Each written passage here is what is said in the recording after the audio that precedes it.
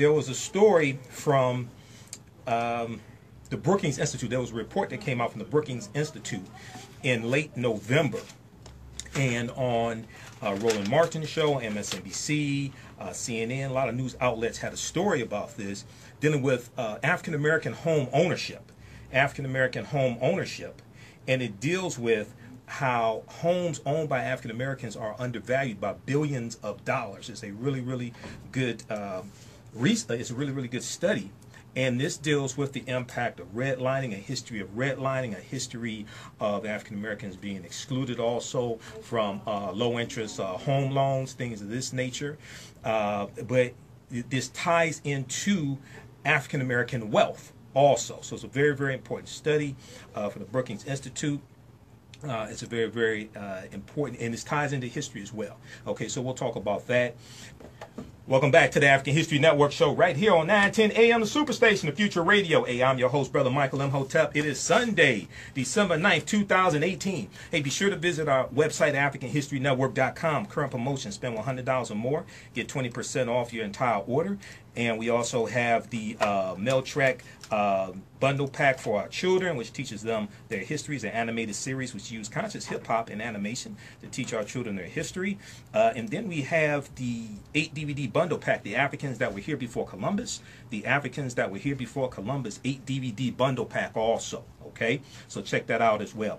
All right, well, back on November 28th on MSNBC, Ari Melber talked about the new study from the Brookings Institute. And this study deals with African-American home ownership. It's a sobering new report from the Brookings Institute that shows how homes owned by African-Americans are undervalued by billions of dollars, and is having a domino effect on African-American families when it comes to paying for education and retiring. Okay, Ali Velshi on Velshi and Rule was joined by one of the report's authors, Andre Perry, to discuss the quote-unquote segregation tax that is limiting opportunities for African Americans. So let's go to this clip.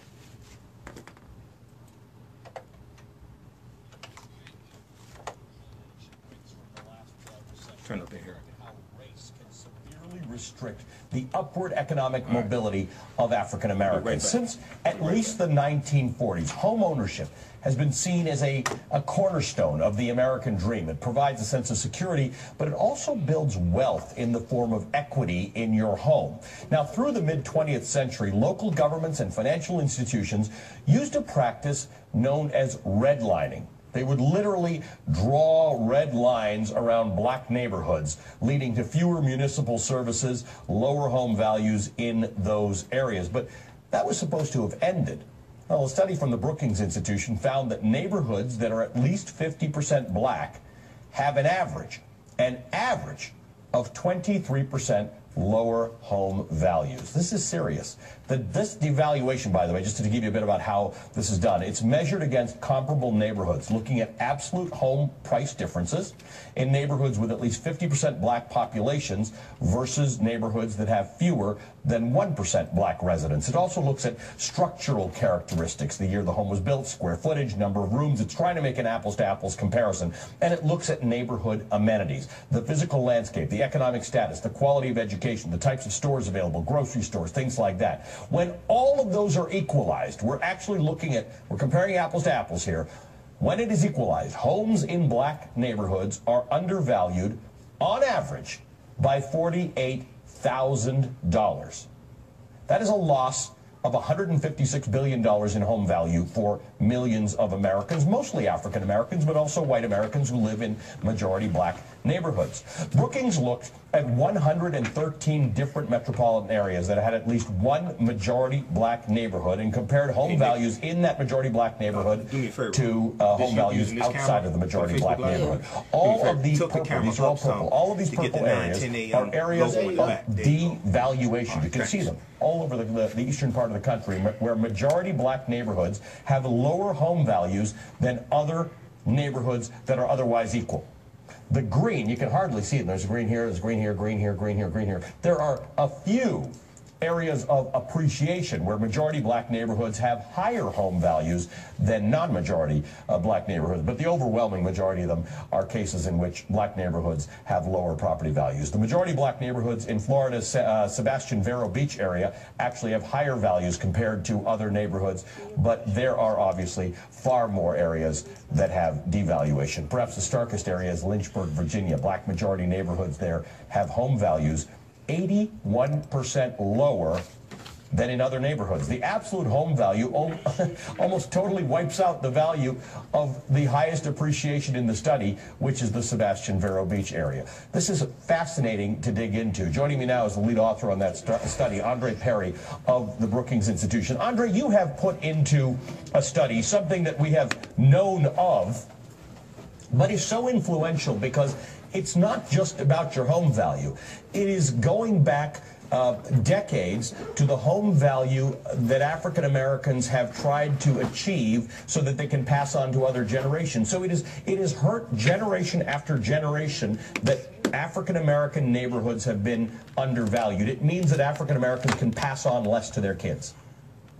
Absolutely. The $156 billion that my colleagues Jonathan Rothwell at Gallup and David Harshbarger also at Brookings, the $156 billion we found in cumulative losses is really the amount of money that we use to uplift our social status. Right. So it's the money that should go to starting a business, going to college, improving your home, or even moving to a better neighborhood. Right. That's what we use the equity for. But essentially, racism is robbing people, black people, of that ability to uplift themselves. Paired with your report is some interesting numbers from the National Bureau of Economic Research that 54% of the wealth owned by black families is in home ownership. So it is a massive source of what wealth there is in black households. So this is so critically important because it's not that home ownership is just one piece of the wealth of African Americans, it's the majority of it. Yeah, and we got to remember that black folk believe in the American dream, and we strive for the American dream. Also in the report, we found that black communities, majority black communities, hold about $600 billion worth of housing assets. There is power and strength in black communities. We are doing what we are expected to do.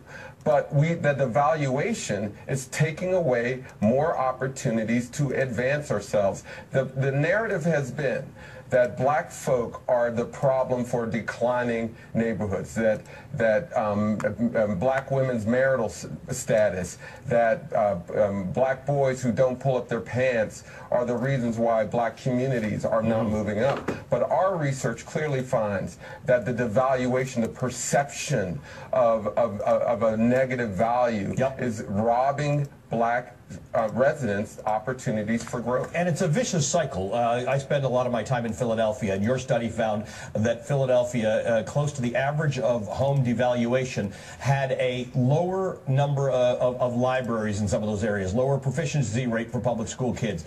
Game this out. If the value of the home is lower, it then creates a circle in which certain institutions don't get settled in there, certain retailers don't come in, certain grocery stores don't come in. Yeah, you devalue a neighborhood, there's divestment, people leave the neighborhood, there's fewer municipal expenditures in the neighborhood, school quality goes down because there's just not a lot of revenue in the neighborhood. It's a vicious cycle. Again, it's not black folks' fault. These are great assets. They should be worth more, 23% more, and that money should be used for those community benefits. So I want to show you some more research from the National Bureau of Economic Research that shows wealth held by white Americans at the top versus wealth held by black Americans. Now, if you look around the middle to the right of that screen, you see that during the Great Recession, wealth falters. In both cases, it falters by a lot more because white Americans had a lot more wealth to lose, and then it comes up. Whereas black wealth, again, if it's dependent on things like property, it didn't drop as much, it didn't come up by as much either. Yeah, you know, and this is the problem. Wealth gives you the ability to withstand the shocks that inevitably will come.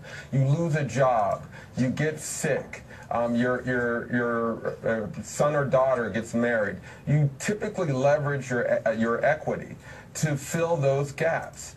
The inability for blacks to gain wealth hurts our ability to deal with the shocks that will come. And so what I have been advocating for is for us to clearly have policies that help us deal with the racism that's baked into real estate agents, appraisals, and lending practices. But I'm also saying to the black community, hey, this report that you can get at Brookings.edu, you can actually see your price and you can what your home should be worth, and you can demand value by animating the activity in your community. Say, hey, we're worth more, we deserve more, we can invest more in our black communities. Andre, great conversation, great research. Thank you for joining me. Andre Perry is with the Brookings Institution. Hey, MSNBC fan. Okay, you can stop it there. All right, guys, that's from MSNBC.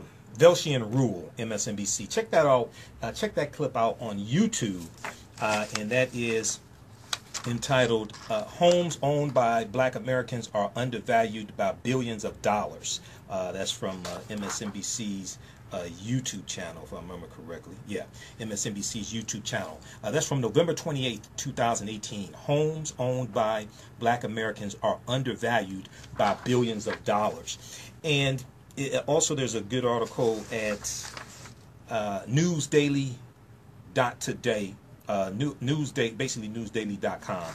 Search for this: homes owned by Black Americans are undervalued by billions of dollars. They have the YouTube video in their article, and they have a transcript of that interview that we just heard also. Now,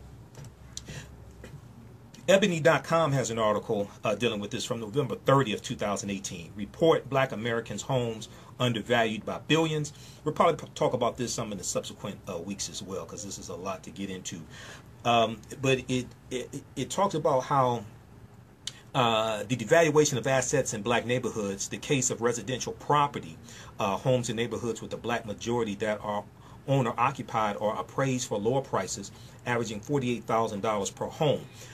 Such low appraisal prices translate to $156 billion in cumulative losses, which was called a segregation tax. Now, the report states, quote, "We believe anti-black bias is the reason this undervaluation happens, and we hope to better understand the precise beliefs and behaviors that drive this process in future research," end quote. Okay. Also, according to the report, homes with similar features were valued up to 23% more in areas where there are no or very few African American families. Now, what's interesting is I thought racism didn't exist anymore when Barack Obama became president. I thought racism didn't exist anymore. Read the article from AtlantaBlackStar.com, 8 Ways Racism Benefits All White People. September 17, 2014, 8 Ways Racism Benefits All White People. I'm not saying all white people are racist or white supremacists. I'm talking about understanding racism as a system of advantage and privilege distributed based upon race. Racism occurs when one race of people control the majority of the wealth, power, resources, benefits, privileges, land, access to education, access to opportunity, media, etc., and they marginalize and they use that to marginalize, subordinate, and do harm to another race of people. Okay, I'm not saying all white people are racist or white supremacists, anything like that. No, what I'm saying is because of a system of white supremacy and racism, those who identify as white have a advantage. So one of the things they talk about is white Americans get to have a lower incarceration rate because their neighborhoods are not targeted for over-policing. Also, laws are not unfairly written to make sure they do time and more of it.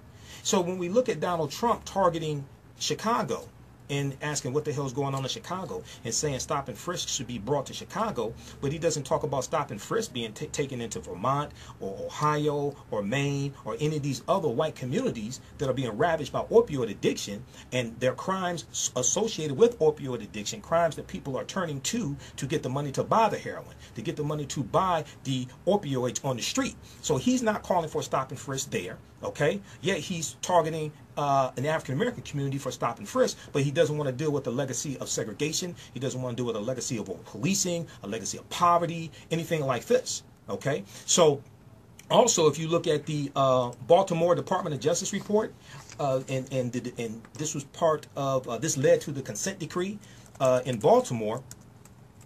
They talked about how in Baltimore there are two Baltimores. There's a white Baltimore where the police respect the residents. There's an African American Baltimore where African Americans largely, disproportionately, are not respected by police. And they talked about how, and I'm seeing if I can bring this up. They talk about how in Baltimore, white people are more likely to have illegal drugs on them, but African Americans are more likely to be stopped and frisked, well, not frisked, but stopped and caught with drugs. They talk about how white people are more likely to have drugs, okay, but as African Americans, more likely to be caught with drugs. And I'm trying to see if we can pull up this article here, because I have some bookmark dealing with the Department of Justice report. We see the Root.com has one of the 7 most outrageous and racist acts found in the Department of Justice report on Baltimore police. So I'll see if we can find that for you. But I read a lot of the Baltimore Department of Justice report, and it's very, very disturbing. Okay, which led to the Department of Justice taking the Baltimore Police Department to court, entering into a consent decree with federal oversight. Okay, and let's see, one of the things they talk about here is an African American man. This is on page 51 of the report. An African American man was stopped 30 times in less than 4 years and isn't charged with anything. Black Baltimore residents were seemingly stopped by police simply for leaving their homes. According to the Department of Justice, quote, BPD, Baltimore Police Department, disproportionately stops African Americans standing, walking, or driving on Baltimore streets, end quote. And multiple stops were par for the course. Quote, African Americans accounted for 95% of the 410 individuals stopped at least 10 times by Baltimore Police Department officers from 2010 to 2015. During this period, BPD stopped 34 African Americans at least 20 times and 7 other African Americans at least 30 times. Okay, they talked about this one African American man. He was stopped 30 times in less than 4 years, but he was never charged with anything. I just find that interesting. So I'll try to. I want to get that actual article, some from the Baltimore Sun also. Okay. Department of Justice starts years of costly reform efforts in Baltimore. But if you research that, you'll find that white people were more likely to have drugs on them, but African Americans were more likely to be stopped, okay, and caught with drugs. I wonder why. And this dealt with the over-policing in the African American community in Baltimore. Okay, so when you go through and look at the report, they talk about 2 Baltimores. All right, so check out this article as well from AtlantaBlackStar.com. 8 ways racism benefits all white people. 8 ways racism benefits all white people. I'm not saying all white people or white supremacists or Klan sympathizers or anything like that. And I'm talking about understanding a system of advantage and privilege distributed based upon race. They benefit from that system. That's what I'm talking about.